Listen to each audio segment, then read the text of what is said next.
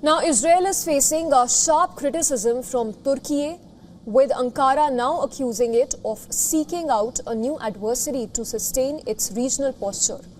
Well, it's Turkish Foreign Minister Hakan Fidan who has said that Israel cannot live without an enemy, while alleging that Turkey is now being positioned in that very role. Speaking in a televised interview, Fidan said, "This shift is not limited to the current government led by Netanyahu, but is also reflected among certain sections of the Israeli opposition." He went on to describe it as an emerging state strategy. Tensions between the two countries have escalated steadily since the October 7 attack by Hamas, in which around 1,200 people in Israel, mostly civilians, were killed and 251 hostages were taken. The subsequent war in Gaza further deepened divisions.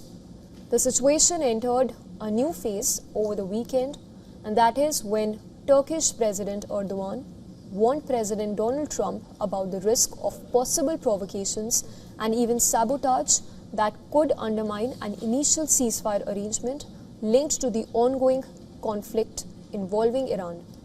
Prime Minister Netanyahu has made it clear that the campaign against Iran and its regional allies is not over, and that Israel will continue its efforts to counter Tehran.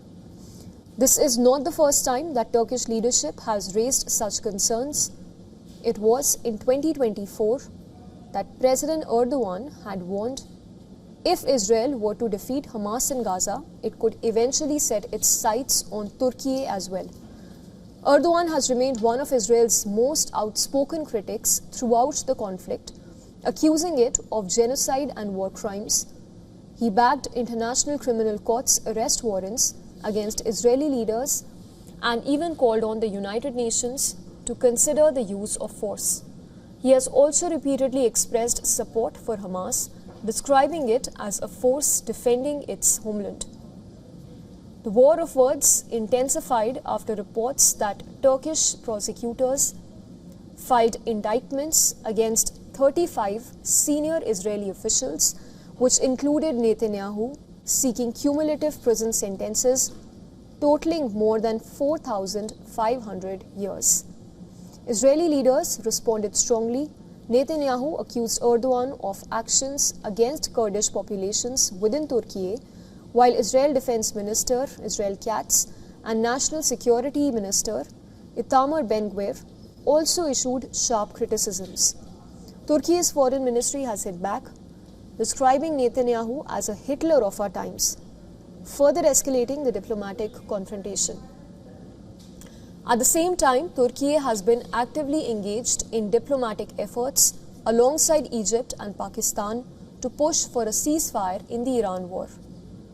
In fact, earlier President Donald Trump included Turkish Minister Hakan Fidan in the Board of Peace Gaza Executive Board. The move drew criticism within Israel, with opponents accusing Netanyahu of failing to prevent Turkey from gaining influence in post-war Gaza arrangements.